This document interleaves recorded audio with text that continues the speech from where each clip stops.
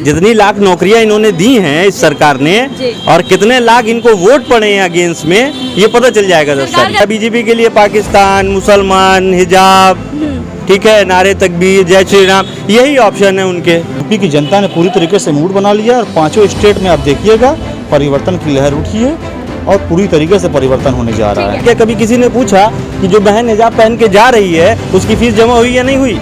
ये कर्नाटक सरकार की जिम्मेदारी नहीं है। तो हमारे दीन की पहचान पर्दा है, तो अगर हम पर्दा कर रहे हैं तो उसमें किसी को कोई किसी भी तरह की आपत्ति नहीं होनी चाहिए। और इस तरह की कंट्रोवर्सी चुनाव में जो भाजपा खड़ी करती है वो चलने वाली नहीं है। पूरी तरीके से इसका पर्दाफाश होगा यूपी चुनाव में। शिक्षा के मंदिर को भी आप धर्म के चश्मे से देखने का काम कर रहे हैं। इतनी तुष्टिकरण की राजनीति है इनकी। सोचने का विषय है कि शैक्षिक स्थानों पे हिजाब जो बहन ने लगाया था उसने तो नारा नहीं लगाया, वो तो एक्शन का रिएक्शन था और ऑब्वियसली एक्शन होगा तो रिएक्शन होगा। कि कैसे वो कपड़ा पहने, क्या खाना खाए, ये तो हर आदमी को संवैधानिक अख्तियार है।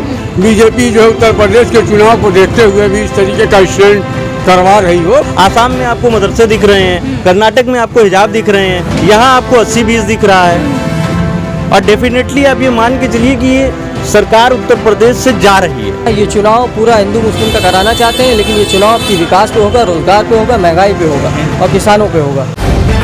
द लाइव टीवी, सच सबसे आगे। नमस्कार, द लाइव टीवी देख रहे हैं आप और मैं आपके साथ प्राची पांडे। दोस्तों, एक तरफ उत्तर प्रदेश चुनाव है और दूसरी तरफ कर्नाटक में हिजाब को लेकर बवाल छिड़ा हुआ है। अब दोनों के बीच की क्रोनोलॉजी क्या है ये आप समझ सकते हैं, क्योंकि कहीं ना कहीं ये देखने को मिला है कि जब भी चुनाव आता है ऐसे में भाजपा कभी मंदिर, कभी मस्जिद, कभी हिजाब तो कभी किसी और अन्य धार्मिक मुद्दे को ले आकर के कहीं ना कहीं सत्ता को हासिल करने की कोशिश करती है। ऐसे में आज हम आए हुए हैं नखास चौराहे पे। यहाँ पर हम जो है वो लोगों से चर्चा करेंगे कर्नाटक में जो कुछ हुआ है, क्योंकि कर्नाटक में हिजाब को लेकर के जो बवाल हुआ है वो अब केवल कर्नाटक तक सीमित नहीं रहा, अब वो सुप्रीम कोर्ट पहुंच चुका है और इसके अलावा भी अगर देखा जाए तो मालेगांव हुआ या फिर राजस्थान, इन जगहों पर भी हिजाब को लेकर के कंट्रोवर्सी दिन पर दिन बढ़ती जा रही है। तो ऐसे में इस मुद्दे पर चर्चा करना बेहद जरूरी है। आइए हमारे साथ तमाम लोग जुड़े हुए हैं, आम जनता है, उनसे जानने की कोशिश करते हैं कि आखिर इस पूरे मामले पर उनकी क्या राय है, क्या सोचते हैं। आपसे शुरुआत करते हैं, क्या नाम है आपका? सलाउद्दीन अंसारी। क्या लगता है आपको कि जिस तरह से छात्राओं को हिजाब नहीं पहनने दिया गया, आपको लगता है कि ये सही है? नहीं, एकदम गलत है, क्योंकि अब हमारा मुल्क तहजीब का मुल्क था। बिला वजह कंट्रोवर्सी है, गवर्नमेंट ने उसको प्री प्लान लग रहा है कि उसको किया गया, जब कोई मुद्दा था ही नहीं तो एक मुद्दा क्यों कंट्रोवर्सी बनाई गई उसको। और फिर उसके बाद जो है स्कूल में जो हुआ वो भी नहीं होना चाहिए था कि एक लड़की और इतने लोग, ये इतनी मतलब शर्म से झुक जाने वाली घटना है। और गवर्नमेंट को भी इस पर सोचना चाहिए कि ये कोई मुद्दा है ही नहीं, कहीं से कोई टच करता हुआ मुद्दा नहीं है। भाई हर आदमी का अपना अख्तियार है मुल्क में कि कैसे वो कपड़ा पहने, क्या खाना खाए, ये तो हर आदमी को संवैधानिक अख्तियार है। फिर भाजपा की कर्नाटका सरकार को क्या समझ में आया कि स्कूलों के अंदर ऐसा ऑर्डर जारी किया कि जो है, क्या आप इसको कहीं ना कहीं इस तरीके से भी देखते हैं कि उत्तर प्रदेश में चुनाव है और अलग-अलग जगहों से? हाँ, हो सकता है कि बीजेपी जो है उत्तर प्रदेश के चुनाव को देखते हुए भी इस तरीके का स्टैंड करवा रही हो, उसमें कोई, लेकिन ये बहुत दिन तक ना ये मुद्दा चलेगा और न इस मुद्दे के पीछे लोग रहेंगे। इसको कोई पॉलिटिकल फायदा नहीं किसी का होने वाला है, पॉलिटिकल फायदा कोई फायदा नहीं होना। अच्छा, अगर यहाँ की जनता की बात करें तो क्या लगता है आपको कि कहीं ना कहीं ये वोटों का तुष्टीकरण नहीं है? 80 और 20 की बात कही थी पहले भी योगी जी ने, और अब ये नहीं, उत्तर प्रदेश में क्या कुछ नहीं होने जा रहा है। जनता एकदम मन बना के वोट दे रही है और जनता का जो जनादेश होगा वो 10 तारीख को सबको समझ में आएगा कि वाकई उत्तर प्रदेश की महान जनता ने कितना महान जनादेश दिया। अच्छा, उत्तर प्रदेश को। ठीक है, क्या नाम है सर आपका? सैफुर रहमान। क्या लगता है आपको कि क्या छात्राओं को जिस तरीके से हिजाब पहनने से प्रतिबंधित किया जा रहा है वो आपकी नज़र में क्या सही है? देखिए मैम, पहली चीज़ तो ये है कि आप दुनिया के सबसे खूबसूरत मुल्क में रहती हैं। हम जो रहते हैं वो हिंदुस्तान में रहते हैं, जो दुनिया का सबसे खूबसूरत मुल्क कहा जाता है। सारी संस्कृति यहाँ बसती है और हमारा संविधान भी ये इजाज़त देता है कि आप अपने घर में क्या खाएंगे, क्या पहनेंगे, रोड पे कैसे चलेंगे, कोई टोका टिप्पणी नहीं है किसी भी चीज़ की। लेकिन क्योंकि 5 राज्यों में चुनाव है, उसके मद्देनज़र जो ये हमारी सरकारें हैं, चाहे वो कर्नाटक की सरकार हो, चाहे वो उत्तर प्रदेश की योगी जी की सरकार हो, ये कहीं ना कहीं कम्युनल करने की कोशिश किया जा रहा है। ठीक है, क्योंकि देखिए जो माहौल पिछले चुनाव में बीजेपी का था वो कहीं ना कहीं ज़मीन खिसक चुकी है पूरी तरीके से। तो आप कहीं ना कहीं भय और डर का माहौल बना के उस चीज़ को जो है आप अपनी मैनिपुलेट करना चाह रहे हैं, अपने वोट को मैनिपुलेट करना चाह रहे हैं। जो जनता समझदार है बिल्कुल नहीं होने वाला है। अगर मेरी बहन हिजाब पहन के जा रही है तो आपको क्या दिक्कत है? आपको क्या दिक्कत हो सकती है? क्या आप अपनी बहन को ऐसे ही जाने देंगे, बेपर्दा जाने देंगे? नहीं, हम तो और हमारे वहाँ तो शुरू से ये सीख दी गई है, हमारे वहाँ तो हमारे प्रॉफिट ने ये सीख दी कि औरतों का सम्मान कैसे करना है, औरतों की इज्जत कैसे करनी है, औरतों को इज्जत देनी कैसे है। ठीक है, तो आप जब चीज़ों को कर रहे हैं तो ऐसा क्यों हो रहा है हमारे हिंदुस्तान में कि जहां आपकी गवर्नमेंट है सिर्फ वहीं आप कंट्रोवर्सी कर रहे हैं। चाहे वो आसाम हुआ, चाहे वो आपका कर्नाटक हुआ, चाहे वो उत्तर प्रदेश हुआ। आसाम में आपको मदरसे दिख रहे हैं, कर्नाटक में आपको हिजाब दिख रहे हैं, यहाँ आपको 80-20 दिख रहा है। और डेफिनेटली आप ये मान के चलिए कि ये सरकार उत्तर प्रदेश से जा रही है। अच्छा, निश्चित जा रही है। नहीं, इन चीज़ों का मैम कोई असर नहीं है। वजह ये है कि आज जनता जो है, आज जनता को हिजाब से मतलब नहीं है। आज जनता को जो बहन हिजाब पहनी हुई है उसके बाप क्या कमा के ला रहा है उससे मतलब है। क्या कभी किसी ने पूछा कि वो हिजाब के बारे में इतनी बात हो रही, क्या कभी किसी ने पूछा कि जो बहन हिजाब पहन के जा रही है उसकी फीस जमा हुई या नहीं हुई? ये कर्नाटक सरकार की जिम्मेदारी नहीं है कि नहीं है ये जिम्मेदारी? लेकिन आप जो है आप ये कभी पूछने नहीं जाएंगे। अगर मेरी बहन जो है पहन के जा रही है हिजाब तो उसमें आपको दिक्कत है, लेकिन अगर कोई दूसरी बहन जीन्स और टी शर्ट में जा रही है तो मुझे दिक्कत नहीं है। मुझे मेरे मज़हब ने सिखाया, मुझे दिक्कत नहीं है, मज़हब छूट देता है मेरा। एक सवाल और है मेरा, क्योंकि जब ये मामला कंट्रोवर्शियल होता गया तो ऐसे में देखा गया कि एक गुट आता है जय श्री राम के नारे लगाता है और इस बीच एक वायरल वीडियो आती है जिसमें एक लड़की अकेले हिजाब पहने हुए जो है वो नारे लगा रही है, अल्लाह अकबर के नारे लगा रही है। इसको लेकर के भी कंट्रोवर्सी की गई कि भाई मतलब शैक्षिक स्थानों पर भी जो है वो इस तरह के धर्म वाले नारे लगाए जा रहे हैं। इसको लेके काफ़ी कंट्रोवर्सी हुई। मैम ये सोचने का विषय है कि शैक्षिक स्थानों पे हिजाब जो बहन ने लगाया था उसने तो नारा नहीं लगाया, वो तो एक्शन का रिएक्शन था और ऑब्वियसली एक्शन होगा तो रिएक्शन होगा। तो ये तो मैनेजमेंट की सोचने की बात है कि वहाँ जो वो हमारी बहन हिजाब पहने उसमें आपको दिक्कत है। आप भगवाधारी गमछा पहन के शैक्षिक संस्थान में खड़े हुए हैं उसमें आपको दिक्कत नहीं है, उसमें मैनेजमेंट को दिक्कत नहीं है। शैक्षिक संस्थान में आपके जय श्री राम के नारे लग रहे हैं उसमें आपको दिक्कत नहीं है। लेकिन अगर एक बहन ने उसका रिएक्शन दिया जो कि स्वाभाविक है, अगर मुझे कोई कुछ कहेगा तो बहुत कम ही ऐसा होगा कि जो अब मैं आपको वापस जवाब न दूं, तो उसमें मुझे कोई ऐसी बात नहीं दिखती और ना ही इस चीज़ को तूल देने की ज़रूरत है। ये ऐसे खूबसूरत मुल्क, मैंने आपसे पहले भी कहा कि ऐसे खूबसूरत मुल्क में आप रहते हैं कि आपको भी छूट है बहन और मुझे भी छूट है और मेरी बहन और मेरी माँ को भी छूट है। ठीक है, तो ये ले दे के चुनाव का ही एक वो है कि आप किस तरीके से वो 80-20 की बात योगी जी पहले कर चुके हैं। ठीक है, लेकिन जो वो पश्चिम में हो रहा है और जिस तरीके से ज़मीन खिसकी है पश्चिम की, तो अब वो ले दे के मामला फिर हिजाब पे आ गया और फिर वो हिंदू मुस्लिम की बात होने जा रही है। आप इस चीज़ को समझिए कि अमित शाह जी को भी मालूम है कि उनका मामला क्या है या उनकी पार्टी का मामला क्या है। अमित शाह जी कैराना जाते हैं जहाँ सेकंड फेज़ में चुनाव है, फर्स्ट फेज़ वाले चुनाव एरिया में नहीं जाते हैं। इस चीज़ को समझिए, ये एक बहुत छोटी आप कह लीजिए या बहुत बड़ा विषय है। ठीक है, क्योंकि अमित शाह जाने मेरे जाने ना जाने से कोई फ़र्क नहीं है, कैराना जाने से उनको फ़र्क पड़ेगा। क्यों पड़ेगा? तुष्टिकरण होगा। ठीक है, तो अगर कहीं से भी तुष्टिकरण की बात अगर मिलती है तो ऑब्वियसली बीजेपी को फ़ायदा होता है। बीजेपी के लिए पाकिस्तान, मुसलमान, हिजाब, ठीक है, नारे तकबीर, जय श्री राम, यही ऑप्शन है उनके। आप उनको बात नहीं करेंगे। दिल्ली में पोस्टर लगा रखा है कि इतनी लाख नौकरी दे दी, कहाँ दे दी भाई? 5 लाख नौकरियां मिल गई हैं। कहाँ मिल गई? इतने लोग खड़े हैं, पूछिए किसी से, किसी को मिली? कहीं मिली? ये तो 10 तारीख को पता चलेगा कि कितने लाख वोट पड़े हैं अगेंस्ट। अच्छा, जितनी लाख नौकरियां इन्होंने दी हैं इस सरकार ने और कितने लाख इनको वोट पड़े हैं अगेंस्ट में, ये पता चल जाएगा 10 तारीख को। दावा है कि 350 लाने वाले हैं इस बार। मैम, सरकार का दावा ये भी था कि हम लैपटॉप देंगे और 1 GB फ्री डेटा देंगे। मिला? नहीं मिला। नहीं मिला। और जिनको लैपटॉप मिले या टैबलेट मिले वो भी चल रहे हैं और अधूरे हैं।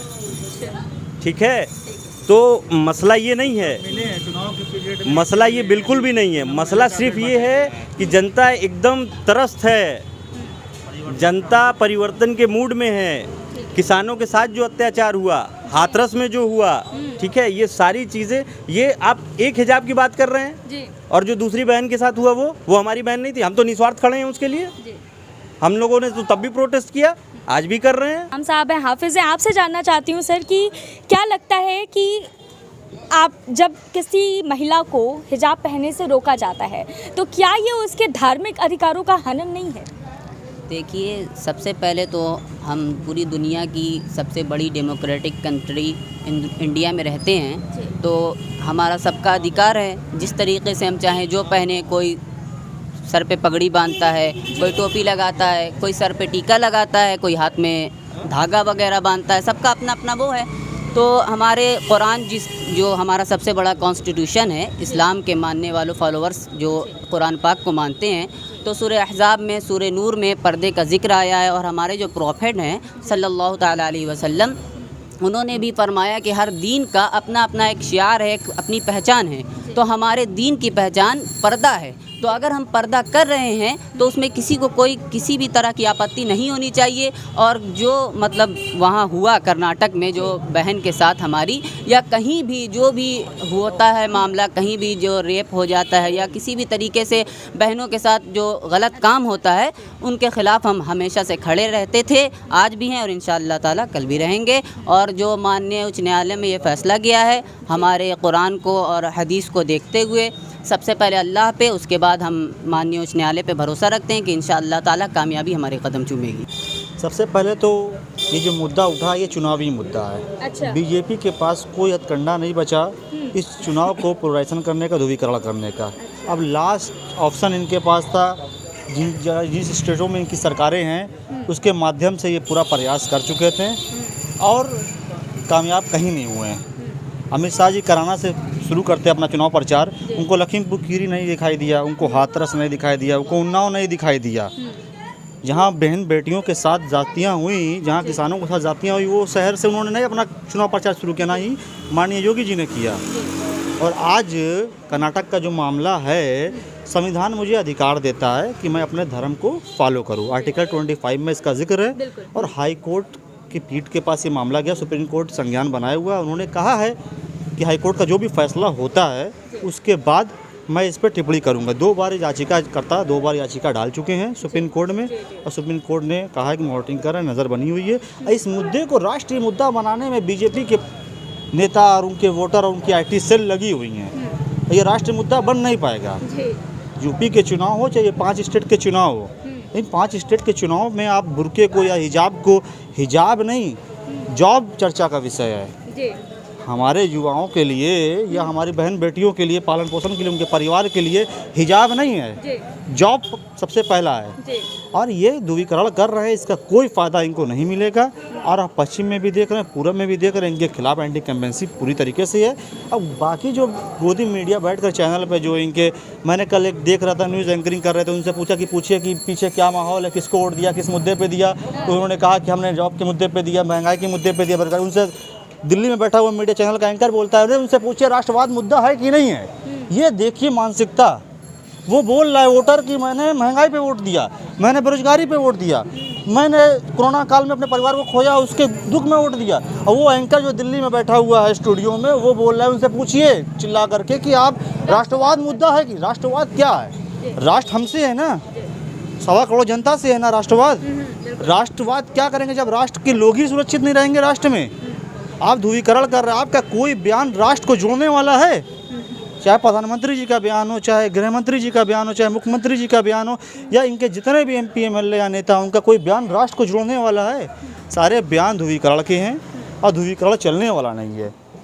यूपी की जनता ने पूरी तरीके से मूड बना लिया और 5 स्टेट में आप देखिएगा परिवर्तन की लहर उठी है और पूरी तरीके से परिवर्तन होने जा रहा है। बिल्कुल भाई ने जो कहा और ये भाई ने भी जो कहा वो बिल्कुल सही है। वो ये तुष्टिकरण की नीति ये करते आज चले आए हैं। शुरू में ही भी इनकी गवर्नमेंट अगर बनी तो इसी मुद्दे पे ही बनी थी और इसी मुद्दे से ही चली भी गई, आगे चल नहीं पाई। और इस समय भी ये हिजाब को इसलिए लाए हैं कि इनके पास और कोई मुद्दा रह नहीं गया। जॉब तो है नहीं, इसलिए हिजाब को लेकर आए। और बेहतर ये कि अब सरकार ये चाह रही है कि अब सरकार हमसे ये कहना चाह रही है कि हम क्या पहने, हम क्या खेलें, हम क्या उठने, हम मुसलमानों क्या को हर चीज़ से उनको दिक्कत है। हमारा खाने पीने से दिक्कत है, हमारे पहनने ओढ़ने से दिक्कत है, हमारे नमाज पढ़ने से दिक्कत है। सरकार ये कानून बनाती है कि किस उम्र में शादी करना है, किसके घर में क्या बनना है, किसको क्या पहन के कहाँ जाना है। सरकार का ये काम है। ये सरकार के काम तो नहीं, सरकार के काम जनता के हित में लाभदायी योजना फैसले लाना जिससे देश तरक्की करे। आज हम कहाँ खड़े हैं, आप उस पर चर्चा नहीं कर रहे हैं, आप सिर्फ मुद्दों से भाग रहे हैं। आप एक बार भी इनके मैनिफेस्टो चाहे किसी चीज़ में अपने विकास की बात नहीं की। विकास अगर इन्होंने किया होता तो उस पर वोट क्यों नहीं मांग रहे हैं। आप जा करके सिर्फ और सिर्फ